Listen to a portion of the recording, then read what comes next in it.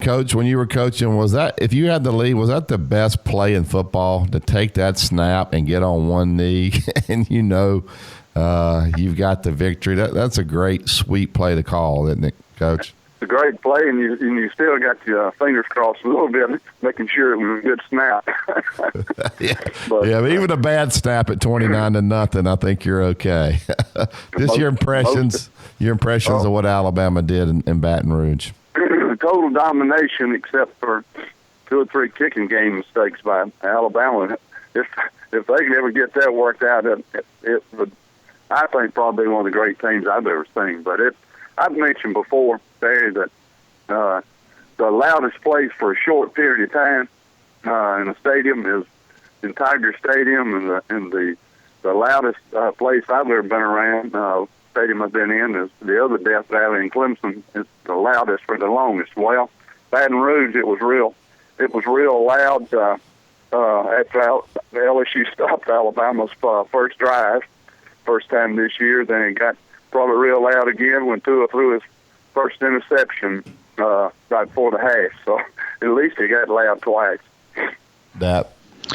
Curley, Gary Danielson said that he felt like there were, you never know how your team's going to play. Alabama's great. That Georgia and Clemson were the 2 teams that had the best chance to beat Alabama, not that they would. And I agreed with him. I think those 2 teams, looking at them from afar and knowing very, very little, about football like you do, I would think that would be the 2 teams that would be most difficult for Alabama. They both have depth, and at this point in time, Georgia's continuing to get a lot better. So a lot of those young players are growing up, and they can run the football, and I think they're getting a little bit better on defense. I think Clemson has the same situation they've got. Coach, you're breaking up on us pretty bad. I don't know if you can get into a little bit better cell area there. I'm not sure if you're on your cell, but you're breaking up. We're getting about every third word that you say. All right, can you hear me now? Yeah, we got you now. Go ahead. I'm sorry. I was just talking about depth-wise. Georgia has got the Clemson depth, but Alabama still got more depth than anyone in the country. And early in the season, when Alabama had all the blowouts, and of course they still have them, they got to play lots of people. And those young, talented pups, when they start growing up and totally understanding. So right now, I'm not sure if anyone can beat Alabama, unless it's a close game. And then Alabama's kicking game is suspect right now. Coach, I don't know if you've been in to watch Alabama practice. What do they do? I know they're recruiting better than everybody else, but a lot of people, there can't be that big of a gap between number 1 and number 2, 3 in recruiting. What is Alabama doing differently in player development, scheme-wise? Are they just clearly getting better players and then coaching them better than anybody? I mean, what is the secret to this formula? Well, the first thing you just talked about, recruiting. They had a bunch of number 1 classes or number 2 classes, the so-called predictors, but for several years. And so that in itself, they have had great depth for several years in a row, and it's a continuation. Then you get into what they do during that off-season program and the nutrition program, A through Z, and Coach Saban is running that thing pretty much like an NFL team. He's got all those analysts and people who evaluate, and coaches coach, and the other folks get that recruiting going, keep it going. But Georgia is on a similar line. But they lost so many kids last year. You got to remember, Kirby hadn't been there that long, but he did inherit a pretty good group when he first got there. Yeah, but every area, Coach Saban has got it down to a little bit of a science, and I don't see any take it the other way. Yeah, damn.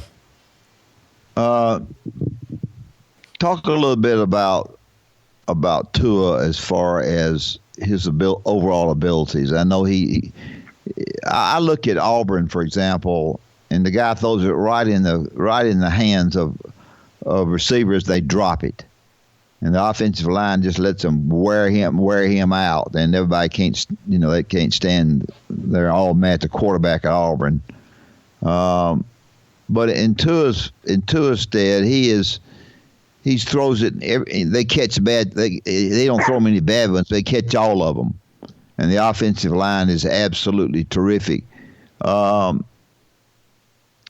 would he be with a poor offensive line and questionable catchers?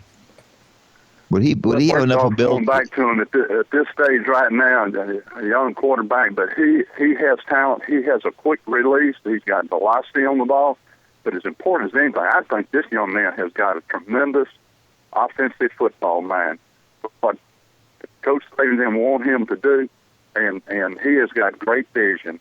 And, one of my old coaching points, you play with your eyes, stretch your vision, and react to what you see. And I think he has got that. And then he has surrounded himself with explosive wide receivers that can run, they can catch, but and going the same way with the tight ends. But great tackles. They play strong. I'm not sure how big all of them are, but those wideouts, they play strong when that ball is in their hand. And I just think he's a special talent, and hopefully he can stay healthy. But if he's on, when he is on, it's shocking. Like I said, I think last week, I wouldn't line up, and I'd be very few times I'd play man-to-man against Alabama. Like the old concept. Hello? Yeah, we got you. Go ahead. That's interesting. I didn't know you felt that way. Yeah. Huh. I can mix in some man-to-man a little bit, but gee whiz, they eat you alive with the protection that they will give to them. And the way those receivers run, I'd mix in a little man-to-man, but I'd the old concept of keep everything in front of you, break on the football, and react to what your eyes are telling you. We're talking with Coach Curley Hallman. I know coaches always say we don't look ahead, and I don't think Kirby is. We take it one game at a time. They got Auburn this weekend. But, Curley, you think he's got a couple of those analysts breaking down Alabama right now behind the scenes? Because, if they can get through these other games and that game gets them to the Final Four, behind the scenes, does Kirby have some people breaking down every single thing that this offense is doing and try to figure out a way to stop it right now? Are they trying to get ready for it? Been doing for several weeks, not just this week. There's access to films. You can tape a game, then get rid of all the commercials. I'm sure what the rules are this day and age for us when you trade out tapes and that stuff.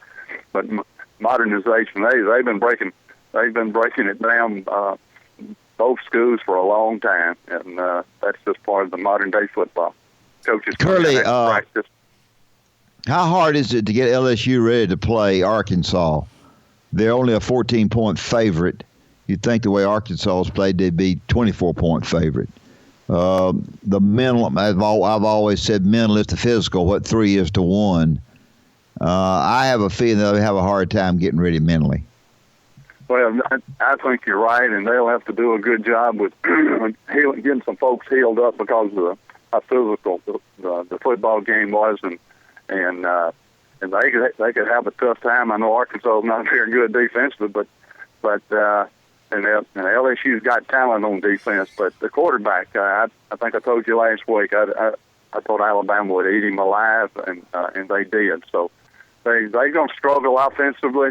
As long as their production from the quarterback position and their offensive line, but I don't think Arkansas has got enough people. I think Coach O will do a good job and get them ready to go play, and they could possibly be looking at a 10-2 season. But it's hard, but when you got enough talent, and I'm just still shocked that a lot of the LSU people still think it makes a good player. We're talking with Coach Curley Hallman. Curley, obviously Mississippi State comes in this weekend. I think Alabama's a little bit of a tired and beat up football team. Plus, emotionally, to go down there, win that game like that. The kids were up late. It's a draining experience. Mississippi State solid on defense. They got a quarterback that can run the football. He's thrown it a little bit better here lately.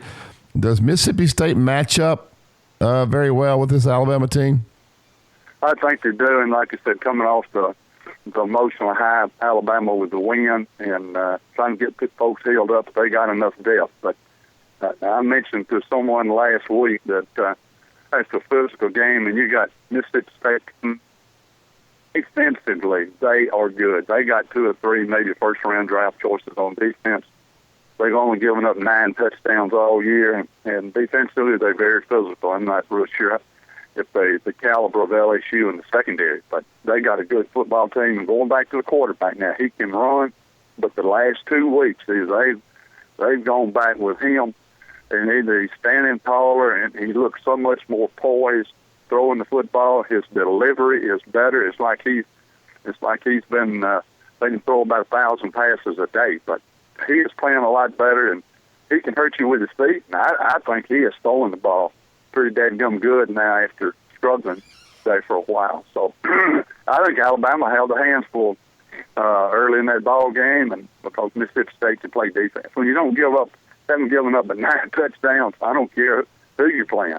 That's pretty impressive. They lead the nation. Yeah, that is impressive. I didn't realize that. So something's got to give when you're playing a team as explosive as Alabama. So maybe they can get it into the second half, Dab. You got any stories you want to tell us, Curly? Oh, I got one. I love to tell the Coach Bryant stories because sometimes they